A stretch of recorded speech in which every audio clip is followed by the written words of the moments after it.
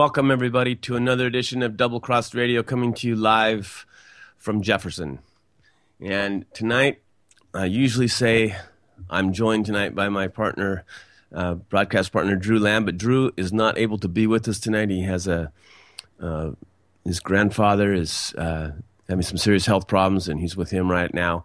And so if you're of such a persuasion, you could include him and his family in your prayers tonight. But we are joined, as promised on our Facebook page, by Greg Askins. Greg, how are you tonight? I'm doing well. And if I sound a little bit different, it's because I have a little bit of a head cold. I'm almost over it, but I'm probably going to sound like this for a couple more days. I can do Barry White right now. So it's going to be, as you guys are listening on podcast, so who is this guy pretending to be Chuck? Well, that's still Chuck. It's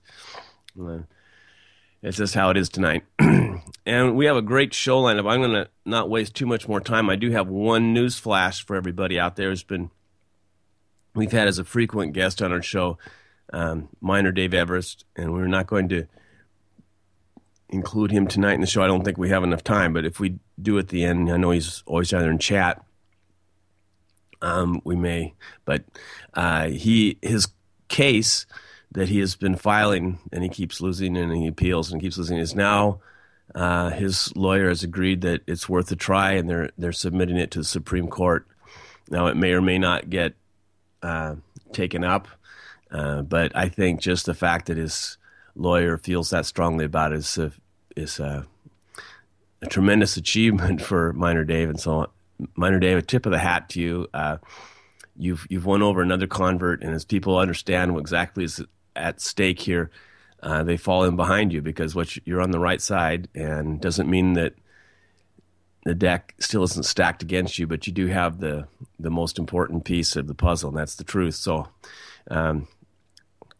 good luck to you on this, and I hope that the truth prevails in your case, and for all of our cases, really, for all of our sake. But anyway, we're going to get on to our show tonight because there's a lot of stuff. We had on Greg about 5 or 6 weeks ago talking about this, and we wasted a little bit too much time at the beginning of the show, and we didn't even get through a fourth of what he had to talk about. So I promised him we'd have him on again to finish up on glyphosate. Plus, I've spent the time since then kind of studying a little bit by myself so I can ask some better questions, because Greg was so far ahead of where I was in terms of my knowledge of it. I said, wow, I'm just I'm just a listener tonight. I'm not really a host, so I'm going to be a better host, and we're going to get right into this. Greg, I don't remember where we left off, but me neither. There's a lot of stuff that's happened since then. I think some of the funny stuff that's happened since then is he claimed he wasn't a lobbyist for Monsanto, but he was on some show in France, or for a documentary in France they were filming, and he was claiming that there was nothing in glyphosate that would harm you, and they offered him a jar of it to drink, and he said, "No, do you think I'm stupid?" Yeah. So we can start with that people even that know that this is bad have no problem lying about it. I guess if you're paid enough, you can say anything. Is that kind of what you feel about this? Yeah, I mean, it's always been this story of say one thing and bowl over the science to reinforce your story, right? I mean, that's part of this whole thing. Like this guy here, his real name was Dr., and that's keeping a stretch, but Patrick Moore, that was his name, the guy that was offered his quote was literally, to back it up here, just one more. He said literally, "You can drink a whole quart of it and it won't hurt you." So had he not prefaced the interview with that statement, it would seem kind of dickish to bring out a glass of glyphosate. But he's the one that brought it up. And he's the one that denied that he would, be able to drink it. So anyway, yeah, this is just the way they've been operating. And this is not anything new. The carcinogen reports from the EPA go back into the 60s, from the very beginning of the research into the effects of glyphosate or as they call it, Roundup. And they've just continually hidden the truth by whatever means necessary. Recently they've taken the French scientists, what's his name, Seralini, I believe, right? I didn't read that one. So yeah, so there's a you got me on that one. French scientist that was studying the effect on rats. Oh yeah, I didn't know the guy's name, Seralini. but I know that study. Yeah, Yeah, they called the Seralini study, and the issue was that to shut him up, right, or to close down this research, they purchased the scientific paper, the journal that was actually carrying the story, and they published, or they forced the new editor to publish a retraction. So anyway, today I just heard that Seralini is starting a new investigation independently, and he's opening up the research to everyone, and he's going to try to do it in the open, so that they can't deny it. and I think one of the other things they tried to do in that case, they tried to sue him for intellectual property violations by not getting their permission to experiment on their product, which is sold in stores. I mean, it's like, you have to sign a thing now? It's a waiver saying you won't. Well, I mean, you won't use this on experiments to prove it's a because there's carcinogen or things like something. that DMCA Act, right? I mean, that was the Digital Millennium Copyright Act, and they use that all the time when they want to mess with somebody on a technicality, basically. Yeah. Right? It's a way of getting around them. Just to kind of review this study, those of you who don't remember, this was the guy that did the study with lab rats, and the rats got tumors that were so big they couldn't walk anymore. Right. They were like a living tumor, just with fur on it. Yeah, and he also, gross. in the statement that he uses just to describe it, he's saying that this isn't a new study. This is just redoing a study that Monsanto was required to do, and the difference was that Monsanto's end result of their report was too many rats died to get any result.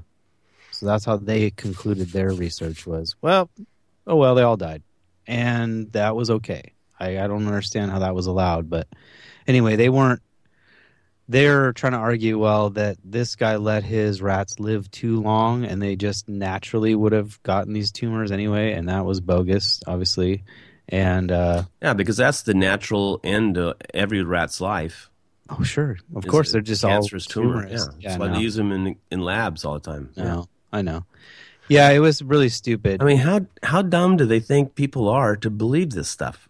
They basically know that they are going to be able to spin this no matter what happens. They've been masters of this. I mean, if you can survive the bad PR from Agent Orange and still be in business, then you're a master. And then make it into a weed killer for exactly. people in the United States. Right. It'd be worse.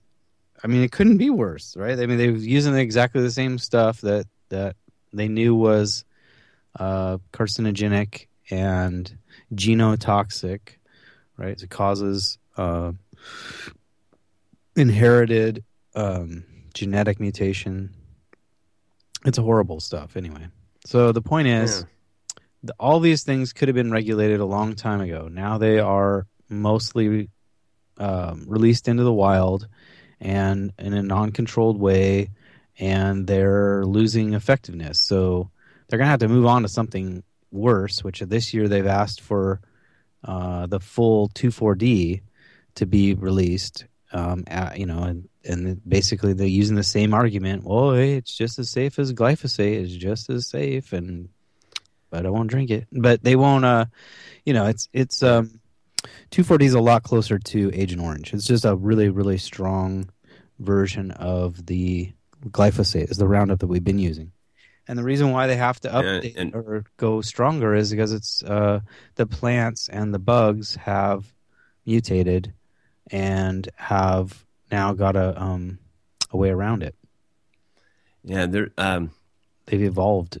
Agent Orange caused a lot of cancer in Vietnam from both What? Vietnamese and American soldiers who were doused with it, and a lot of really strange cancers that are very, very, very rare Right. showed up in the people who were exposed to it, and they died hideous deaths within 10 to 20 years after they'd served there. It's I still see guys that come into my store that have effects of the spraying of Agent Orange.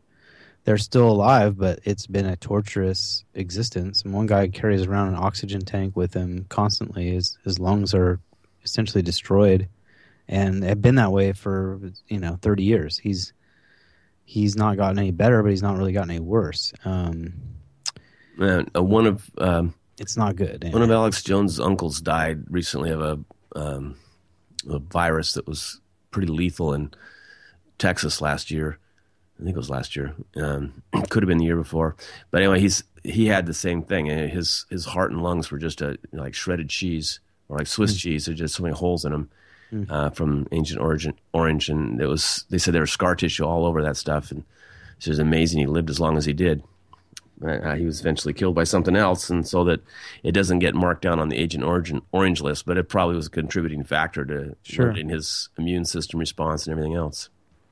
And that's how they get away with this a lot of times, is that they can ignore the results and say, oh, well, that could have been something else. That might have been something else. Yeah. That's how they're getting away with this current report, is they're hiding behind the word probably, which is that, it's not definitive. Maybe it does, maybe it doesn't cause cancer. Well, but I think it's pretty obvious. Let's go back a little bit on the history of this stuff, of how long it's been included in our food supply. Because I think a lot of people will think, well, they've been using it since Vietnam. Well, no, it didn't get approved to be put on plants and things that we eat until the 1980s. Right. Yeah, it was way after. I mean, and that was after. I think originally it was only in test plots, and then it was for full commercial use maybe at the end of the 1980s. Right, and it was being used throughout the 60s. I mean, that's not to say it's not being used. It just wasn't approved. It just hadn't gotten to that stage yet. Well, and they weren't putting it on food. They were putting it on lawns and stuff like that. They were putting it on earlier, so that the concept was that it would have washed off or it would have decomposed naturally. Yeah, that was another myth, that it would decomposes. Well, that's they keep pushing that limit to how close can you apply this pesticide before the harvest. So like, could it be 12 hours before you harvest? Could it be 2 weeks before? Could it be a month before? They try to push the limit right up to like the day of harvest, and that's like their ultimate goal, was that you would lay it down, coat it in their product, you will spray it the entire life of it, and when you're harvesting it, you'll maybe see the same results. I mean, their claim is that it's going to be better results, and so far that doesn't add up, because in every possible measure, they're getting lower output. They cost the farmer more, and they have less. Right, the farmers are becoming less productive, and the food costs go up. This was a power grab. Technology is supposed to make things more efficient and cheaper so that the consumer would benefit with a better quality product, or at least the same quality product at a lower price. It's just the opposite. It's a lower quality product at a higher price. Right, and with a concept that is just insane. I mean, honestly, in the future, people are going to have to look back at this, assuming there are anyone surviving this, and they will say this was just absolute insanity. There's no way you could have an entire society that is blind to the facts and just willing to not just spray this stuff on their own lawns, but have it on their schools and in their neighborhoods and on their crops. And then what's worse now is when the plant is engineered to produce the toxin inside of itself, and that somehow is going to be okay for people to consume. The theory was, well, it won't kill you, but it will kill grasshoppers that eat it, because of their size primarily. I mean, the concept, if you drank the equivalent amount that we're giving to the bugs, then it will kill you just the same because we're affected in the same way. It's just if they realistically believe that you could microdose yourself with a poison and it's not harmful, I just don't think that's true. I think we've always and found that's not it's the clear truth. from this scientist that was interviewed in the documentary, he doesn't believe it either. Yeah, absolutely. Yeah, what It's it really does is most people don't realize there's a lot of I guess you don't really call them fauna. There's a lot of bacteria that live, yeah, helpful bacteria that lives in your digestive tract. right. And in the soil. Billions of bacterial cells. Yep. And they produce a lot of things that your body doesn't produce on its own, and therefore they're kind of essential to good health. Correct. And they'll help And you to break down things. if this is lethal to a grasshopper, I guarantee you it's lethal to those bacteria. Correct. And that's why we're seeing all those different issues related to digestive problems. Everything from like Crohn's and celiac and, irritable bowel syndrome, all these different. Food allergies. Yeah.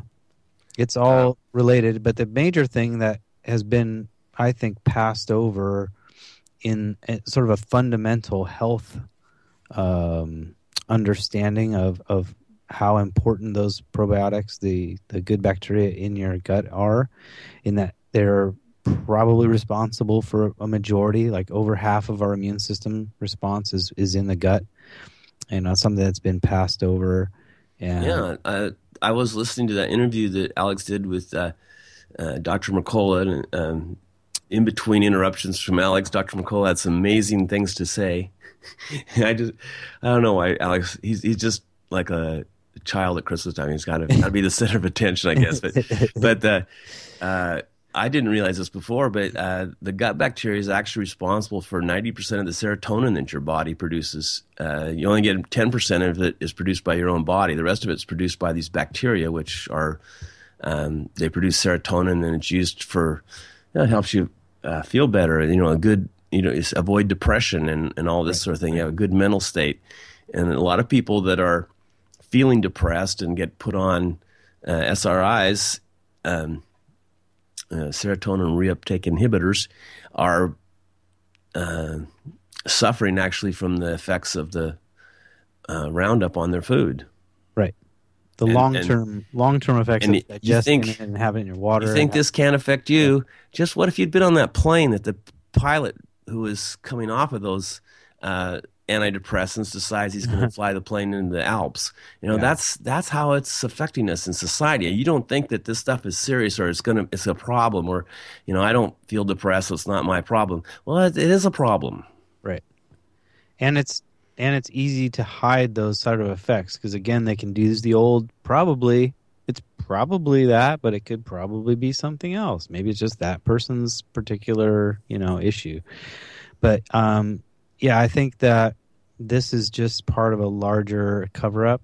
That anytime logic can't prevail in an argument, whenever somebody just seems like a shill that's being paid and is obstinate and doesn't really have anything to back up their statements, you always kind of come to the same conclusion that this is a conspiracy, that this product is manufactured by a company that has very close ties to the military-industrial complex, that the cover-up is real because there have been actual financial rewards. There have been multiple military personnel that have sued, and there's the fact that the rest of the world knows what we did, and they have to question the motives of this company. Why is it that when they were pressured on this, rather than backing down, which would have been a realistic standpoint, and said, well, yeah, let's just keep it in a test environment. Let's just maybe test on an island or, like some realistic thing instead of just, oh no, we'll just release it everywhere.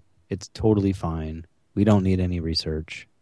That's when you have to question, the whole story, because there's just no logic to it. There's just nothing that makes any sense. So, Yep. Anyway, and it's it's not like this is something that isn't going to, even if you don't eat the products that are sprayed with it, there's a lot of other ways that you can ingest it. It's in almost everything that's manufactured as a food. Right.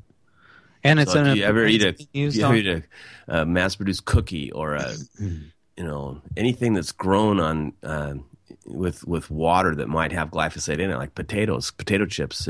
Right. It's well, and any Roundup Ready version of a product is going to contain higher amounts. Well, yeah, because they've sprayed more of it on it. I mean, that's the whole point of the purpose of a Roundup Ready crop, is that you can spray more Roundup. It's not to use less, because it wouldn't do any good. The plant and they use it immune to the effects of it. That's how it works. So anyway, back in the 50s, a guy named Ansel Keys changed the way we eat. And I don't think he was a conspirator. He was involved in the same way, but he set the table for these guys very nicely. Yeah. He introduced this food pyramid, which put grains on the bottom and said you just had to eat a ton of grains to be healthy. And that was the major thing. That was the base for everything else, is you had to have a lot of grains. So go ahead. Yeah, and it actually has turned out that probably isn't the truth anyway, but we should have a higher fat diet, but animal fat, not so much vegetable fat. But there are some vegetable fats that are digestible. Getting off topic a little bit, but that set the table by changing the way we eat. We consume a lot more bread at that point in time. Well, then all they had to do is come along with they changed the way they started harvesting wheat. They started saying harvesting bread. Yeah. It's like bread grows on a tree. Well, I think that actually began before World War II. I have some family that was involved in the wheat farm, and they've been pretty adamant about the story that in the early 40s, the government agents arrived and confiscated their seed and traded them for seed that was issued by the government on the basis that it was, it would be the patriotic thing to do. That was the way they were convincing people back then. But you weren't allowed to ask, what's going on? Where did this come from? What's different about it? You were just told, plant this instead. It's good for the country. And that basis, I think they were all convinced that it was going to have a higher output. But they really didn't know what was involved in it. And so later on, the brother of this farmer actually had been serving in a secret capacity in World War II, and did research on the effects of gamma ray radiation on people and plants and animals. And so he told him about a story that the military was conducting research in agriculture, where they were using spent fuel from reactors, like a fuel rod, and they would just place it into the middle of various garden plants. They'd plant a garden full of tomatoes and would shove a nuclear rod down the middle of it, and whatever survived or mutated, that's what they got. And so it was pretty much a random mutation generator. You're blowing the hell out of stuff. Something's going to happen. Hopefully it's good. Maybe it's not. I think the theory the government was working with was that the crops in the future would be then more radioactive resistant, perhaps, or they were just desperate for new DNA, right? And so we didn't have the capacity to slice it up in the laboratory. We just kind of randomly generated it. So anyway, this was large in part how they created the modern versions of corn and wheat and tomatoes and cucumbers and a lot of plants that before World War II were not food. because they didn't produce a lot, or they weren't in the same way, right? So corn used to be a much, much wider, looser, like a grass. It's a lot more like sorghum in nature. It took a lot of hybridizing, which honestly was done with hard work, and then some of this just random mutation stuff came along, and it's part of it. That's allowed this the habits of these plants to change, so they produce more. And we don't really know what all is involved because of that mutations in the past that have been held over. So anyway, that goes a long way to explain why the explosion of these really diseases that were unknown 70 years ago has just happened. And then in my lifetime, we've gone from having things like Alzheimer's was unknown when I was a child, right? And one of the effects of all the stuff with the glyphosate is that it's destroying the things that keep your brain healthy in your gut, right? And we get there's other things too. We can talk about the statin drugs and how that's a brain killer. That's a heart killer too. It's a muscle poison. But it's a lot of these things are developed to counteract the effects of the new food. Well, and that's it. None of this was in our diet. The government was partly involved in this reordering of our priorities, for sure. Definitely, if you were 200 years ago, before this nonsense came around, you'd have a vastly different diet. Might not be better. I'm not saying that. I don't think anybody wants to go back and just eat gruel all the time. But I think that we as a species cannot evolve fast enough to keep up with the changes in our diet. It's going to take a few hundred years. Yeah, it's going to take many generations. Yeah, just for the existing changes to take. And they're continually, the accelerating pace of change isn't going to stop. There's going to be more mutations still, to the point where we're going to see foods that have never been seen before because they didn't exist at all. And that's not just to say, right now they're going into Mexico, for instance, and looking for exotic fruits and vegetables that might appeal to Americans. Like, there's just the concept of appeal, because it's different, is a big thing right now. And so for profit motive, of course, they're looking for stuff, not necessarily for nutritional value. They're looking at people stopped buying apples because they're tired of them, so we got to find something else, And it'll only take a matter of time, and they'll figure out a way to patent it, which will involve their injecting either the BT gene or whatever they come up with next that allows the plant to be patentable, right? I think they'll use something like a Dole plantation or something like that. There's all the big multinational farming corporations. The industrial food complex is all over the world. Any place where the land is cheap, they'll buy it. And well, now recent conversions, they're really looking at tropical regions. They wanted to. They've been growing in Maui for quite a while because of the fact that they are getting 3 and 4 crops a year, because it's basically perpetually summer. And with a little bit of additional auxiliary lighting, and a little bit of greenhouse work, stuff like that, they can extend their growing season.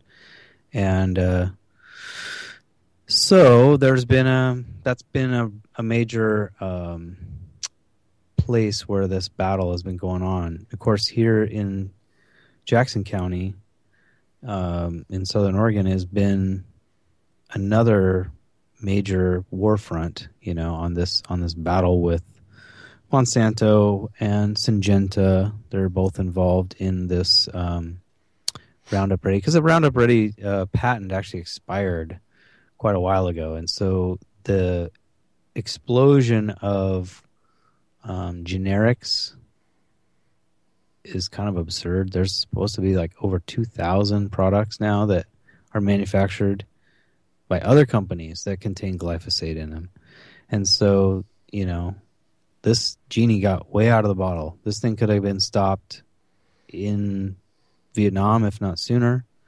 And it could have not got to this level had we not allowed the patenting of life, because that's essential here. And I think if you pull back those two things, and also I think if the USDA would have banned the concept of killer gene, which is a seed that cannot reproduce. You get one crop out of it, and then the seed from the next crop will not be viable, and that's something that has been engineered into these plants and is now escaping into the wild, and we're seeing the effects of this gene being transferred across into other life, not just plants, but also into the animals that feed on it. And it's probably only going to get worse because of the fact that you're going to have to use more and more of this stuff because it doesn't work anymore. Like I said, the plants that they were trying to kill with this was like a wild amaranth they call pigweed. It's now thriving. It actually lives off of glyphosate now rather than it just burning it to death. It's figured out a way to metabolize this stuff. And it passed the gene which allows the ineffectiveness of the glyphosate in the first place, right? So the whole point was to spray just your plants that you want to keep and everything else dies, right? If you're just going through and pesticide spray the whole crop and you don't have to be selective. And so now I found out, that this isn't going to work because if you just spray it everywhere, the other plants are getting a lot more exposure and they're a lot more motivated to survive. They're a lot more capable of evolving. And the soil element, I think, has been under appreciated. So the effect this stuff has, which it really is a kind of a salt. That's something that they always like to say, oh, it's just salt. Well, anybody remember Sherman? The sort of thing that happened at the end of the Civil War where salt was applied throughout the South to prevent the growth of crops. That's what the Romans used to do when they would conquer people to bring them to their knees and make them beg for food. They'd salt the fields. Right, because it could take years for that stuff to wash out, if ever. And so it's a way to cause long-term damage. Yeah, that's you see very much stuff growing along the coast. There's the plants that can live off of this kind of salty, brackish water that they live on, and that's about it. It's kind of a... And they're all specially evolved to have low surface areas for their leaves. They're really thick. They have a lot of protections. And they can metabolize the salt, or they can survive the salt anyway. Mm-hmm. But yeah, that's the point is that nature knows best. That's my rule of thumb. These guys that think they know better are cocky and arrogant, and they're costing the rest of us our health. That's where it gets to be a problem. If they just want to be cocky and arrogant and sit in their little white towers and cook up this stuff, great.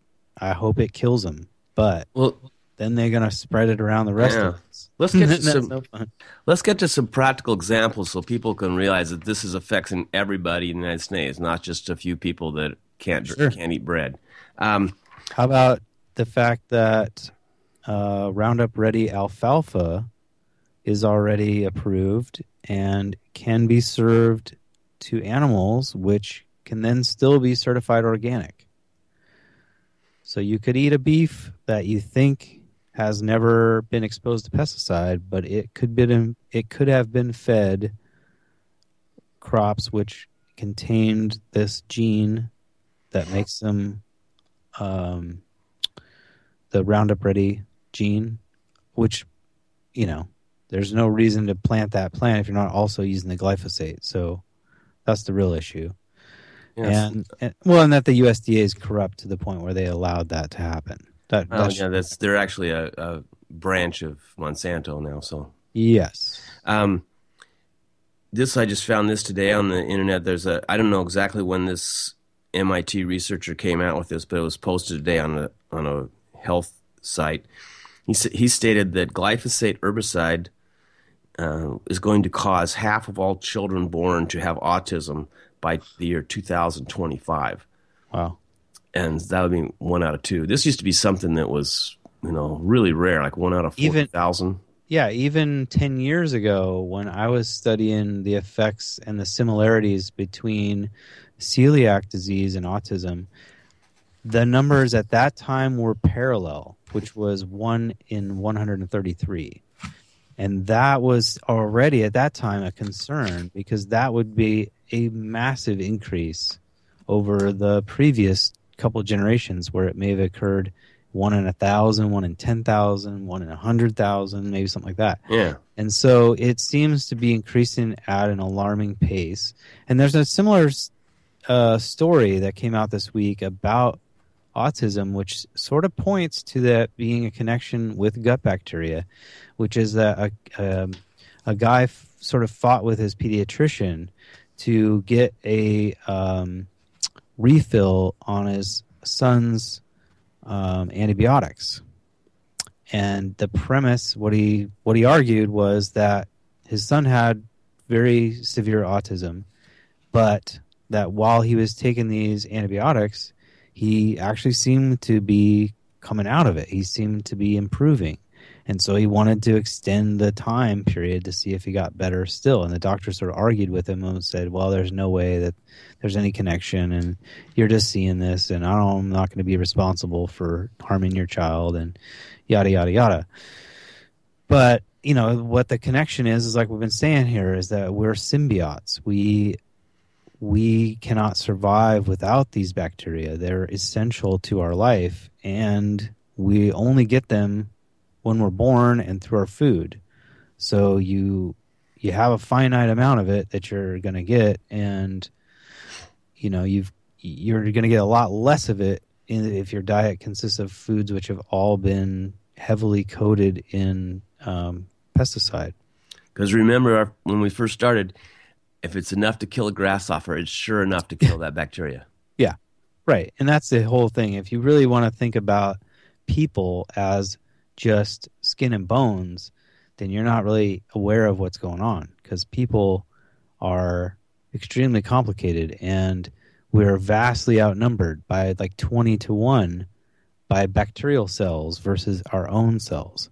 Our own DNA has inserted in it these codes for these bacteria. Yeah, that's right. I was reading about that this week too. Yeah, amazing. This is how we've been evolved. We cannot survive without these things. I mean, it's kind of gets back to something that really was a life changer for me when I was first going 10 years ago studying the connection here with celiac disease. I was exposed to pesticide throughout my entire life. I don't know that it was glyphosate, but I don't suspect that it wasn't. It was a commercial version of it, you know what I mean? Like a maybe even stronger, maybe something closer to this 2,4-D, in that it was used on the pear trees prior to the bud, and so the fruit supposedly wouldn't have been affected, and they were allowed to ridiculously coat these trees. They would spray them from aircraft, which were mostly World War II surplus fighters that had been converted into sprayers. And the pilot who flew over my house specifically had one arm. He was a vet, and everybody around here knew him. And we used to wave at him, and he would wave back. And while he was doing a dive towards our house, and so he'd have to flip on the spray earlier because he's using his one hand to wave and to fly the plane, and so he'd have to kick the thing on a little early. And he'd end up spraying all the kids and half the neighborhood, and and then they knocked the orchard down one morning, and the next month or two, they start building a golf course. And so now they're using more Roundup than anything. And they're also looking into that Roundup Ready grass that Scotts is manufacturing. Right now it's in Kentucky, but they're going to bring it over here to Oregon next. And Right, 'cause this is a grass-producing state. yeah, and Salem, the Willamette Valley is the number one grass producer, in the United States, probably in North America. And their purpose, their intent here is to bring the Roundup Ready gene into everyday life, because it will be in your lawn, and then it'll be in your golf course, and it'll be in your country club garden. It'll be in everything. So, and the schools, the fields and schools and stuff. So, anyway, their avenue here is profit strictly, and Well, I don't want to make it sound like we're against people making a profit, because I don't have we're any both profit. businessmen and we Yeah, can't have to have a profit. there's a way to make a profit, but and there's a and follow the rules. there's a way to make a profit because you're actually benefiting somebody else, which is actually kind of admirable to make a profit, and it's a voluntary exchange, and everybody's better off. That's really something to be admired.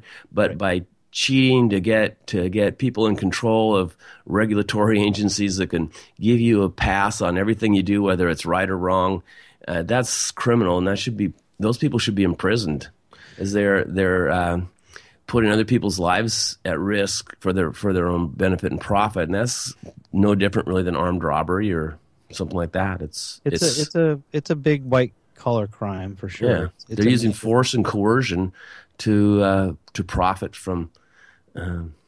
Right. So yeah, I'm not dogging, whatever they're doing. Definitely not dogging the profit. I mean, if that's their sole motivation. Yeah, and they have corrupt. no integrity. Right. If your sole motivation was to make better food, to make it healthier for people, then I'm all for that. But that is not their goal. They'll tell you that. That's one of their biggest excuses of why they can get away with this stuff. It's for the children, and they get a lot of people that are out there that are that just hear the words free market, and they get all warm and gushy inside, and they get all those people on their side by just telling them this is greater efficiency, and this is technology in action. This is the brave new world we're going towards, and right. And those people just forget common sense and even to be skeptical at all. They just they're the same people that used to buy basically alcohol dressed up as medicine when the snake oil salesman would come through the town in a horse-drawn carriage. Same people that they just will believe it because they want to believe it. Right, and that's actually, to make the perfect connection, the reason why the FDA was created in the first place. And all those guys did is they got off of their wagon and they took jobs in the FDA. Right. They just took over the whole system. So yeah, I know the chief of the FDA right now is Michael Taylor, I think is his name. Who used to be the CEO for Monsanto. Right. So the connections aren't even hiding. In every the USDA director has ties to Monsanto. The revolving door of lobbyists and politicians and stuff is not serving any of us. Yeah, they start out in the company. That's made it so we can't fix this problem because those guys are all holding up the process. Mm-hmm. And they're very loyal to the company. They start out in the company and they realize to get advancement they have to go to work for the government. So they can, I don't know if it's proving their loyalty or gaining some credibility with the higher-ups or whatever, but they gain status by being a certain amount of time in the government. They come back to the company at a higher level, and they just keep on doing that stair-stepping thing until they get to the top. Back and forth between the company and government, each time at a higher level of responsibility. Right. And eventually they have control over things which mean life and death to us. Yeah, this is food. This is water.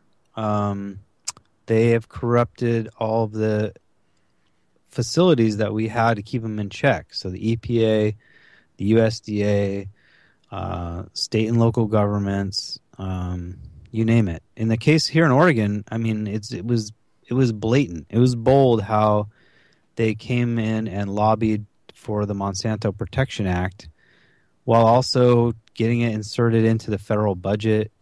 It's surprising that they got away with it here because it was an active vote going on, and we're in the campaign to discuss their outright banning of GMOs in the state. They were not going to be allowed to be produced at all. And then they were allowed to insert language into a bill that allowed essentially blanket protection for them so that they can't be sued, they can't be banned, their products cannot be a target of any legislation at all. And so it's insane. Nobody else could get away with that. If I try to do that for my business, it would be criminal. If anybody tried to, if General Electric tried to do that, everybody would think that was horrible and wrong. Well, you're not as powerful as Monsanto. No. And that's to show you how powerful they are, though, even people that are outside of government fear them because yes, Monsanto has their fingers in so many companies, so many advertisers. There is not a single news organization that will say a bad word about them. Right, because they're afraid to death. You'll watch the Weather Channel for a little while and count the Scotts commercials. Scotts being the commercial, residential version of Roundup. Because it's what it is. It's owned by Monsanto, the whole Scotts company, all their products. Miracle Grow is in the same boat. It's also owned by Monsanto. So between those two, you'll see, no matter what channel you're watching, probably 10 or 12 ads an hour from those guys. So it's probably in the billions. Mm-hmm. And they've written the law in their favor there too. And as a business owner, I kind of appreciate the fact that advertising is a business write-off. But I think it's absurd when they're doing it just for the sake of ensuring their position. Their public relations. Yeah. And so you're not going to get the truth from anybody that relies on advertising for income because they're already correct. Yeah, that's why already willing accomplices. I used to work in commercial television, so I worked in all the local network stations, and each one I saw a wrinkle of this at the local level, and I was kind of surprised. And then I went to PBS because I really have integrity, and I thought I could bring some journalism there, and I thought there'd be some interest in that. And I was not met with anything but back pressure. The CEO was very adamant that you cannot say anything that could be used or that could be perceived even as being against the position of any of our sponsors, anyone who gave us money. So the federal government gave us money, so we couldn't say anything bad about the federal government. The state gave us money. The city gave us money. All the big businesses in town, all the major corporations in the United States all give money to PBS. And therefore, they tend to just tuck those stories away and go, yeah, that thing about Monsanto, yeah, it's probably a good story, but they give us too much money. Why don't you find something else to do a story about? Right. How about little do one that won't cost us a job? Right. Here's a story about this cat. This is going to be great. And so anyway, I'm kind of encouraged. I'm ready. I think that there's an audience that has been impatient long enough. There's a bunch of people out there that are not satisfied with the news that they're getting, and they're looking for alternative information. That's why people listen to this show. That's why people listen to Alex Jones. There's probably 50 million more shows. And just to kind of clear the air a little bit here, that's the main reason Alex Jones doesn't want to have sponsors. He doesn't want to be beholden to them. He said at first he just took on people that had products he liked, but even then he got people that kind of would try and take advantage of that.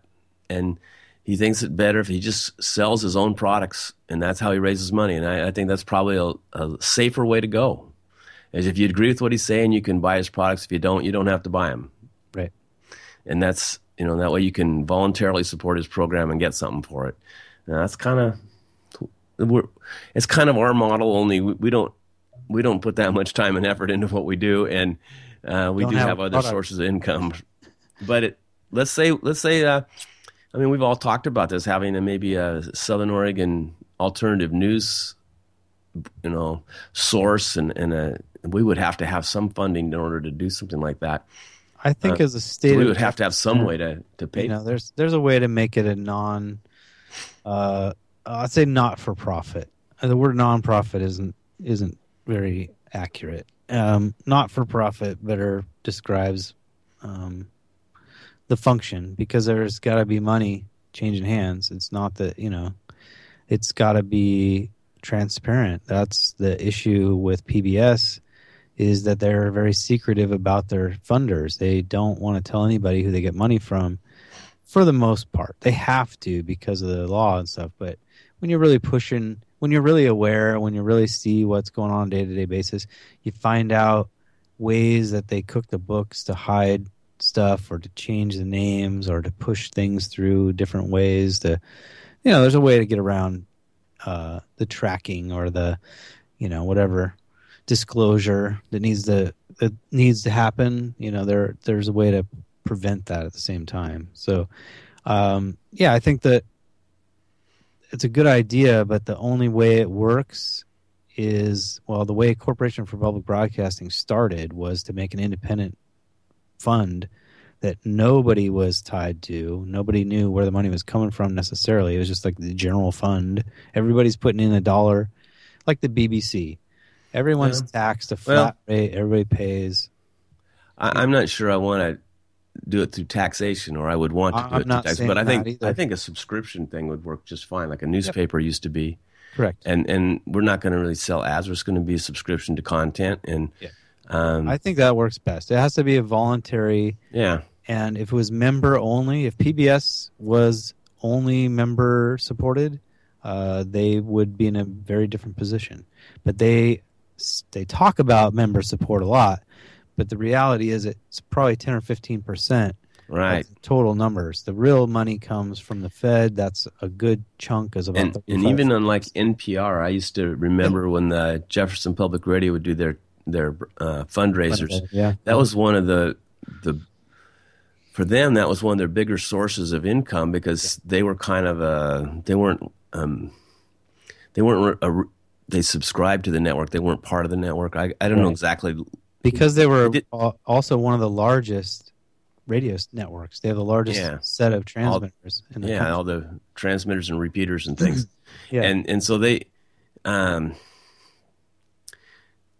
remember them describing on air that the federal assistance was important to them, but that was a small part of their budget. It really they had an enormous amount of fundraising they had to do compared to a lot of other stations. Like if you were in the back east, it was much easier back there. You didn't have to have much equipment to reach the population base that they had to reach with a much more expensive and hard to get to places. You had to establish transmitter towers and keep them up, and so it was a lot of work.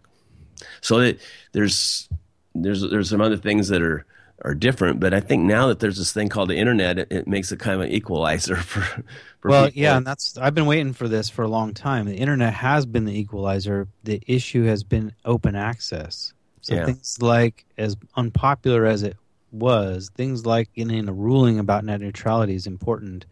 Then things like establishing, a fair rate for public access, so low-income people, or just to make sure that people in general can maintain access to the internet, because the corporations are inclined to keep raising the prices now that we're all using it and we're all hooked on it. They're going to keep, slowly ratcheting up the price as much as the market will bear, and that's there is a fixed amount of bandwidth. I mean, it's increasing, but that's not true. Well, that's what they say there is, but it's not true. I'll just tell you. I mean, honestly, here's the actual facts: is infinity is the definition of fiber optics. So wow, there is absolutely no. Well, I know that Travis Boyd, when he was on talking about it, he said that it's all bogus. The fact is that here's where the limiting factor is: the NSA. The rate at what they can absorb information that's coming at them. That makes sense. They're the bottleneck.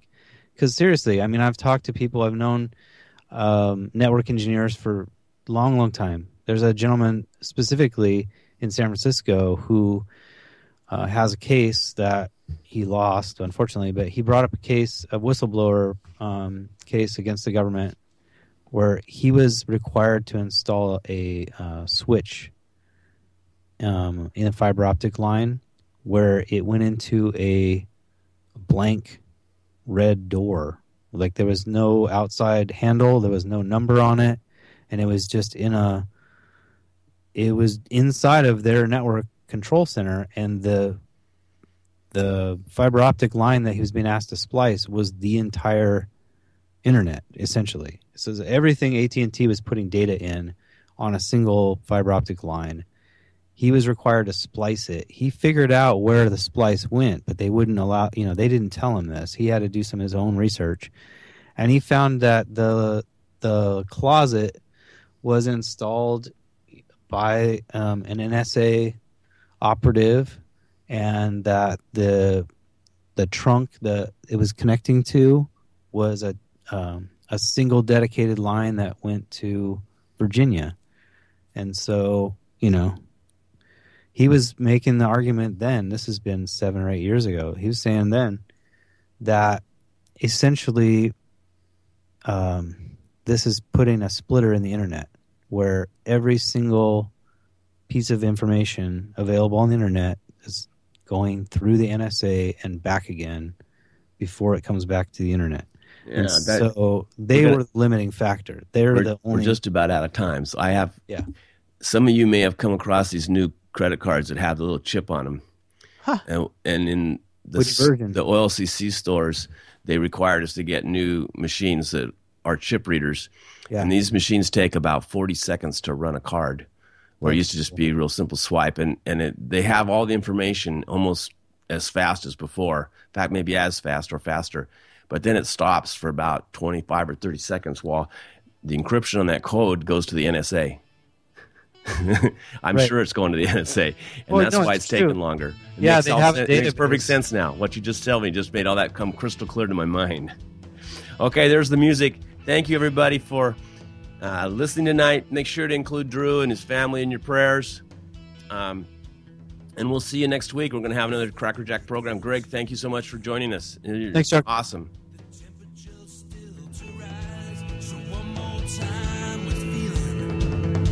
You're bound to break one more time.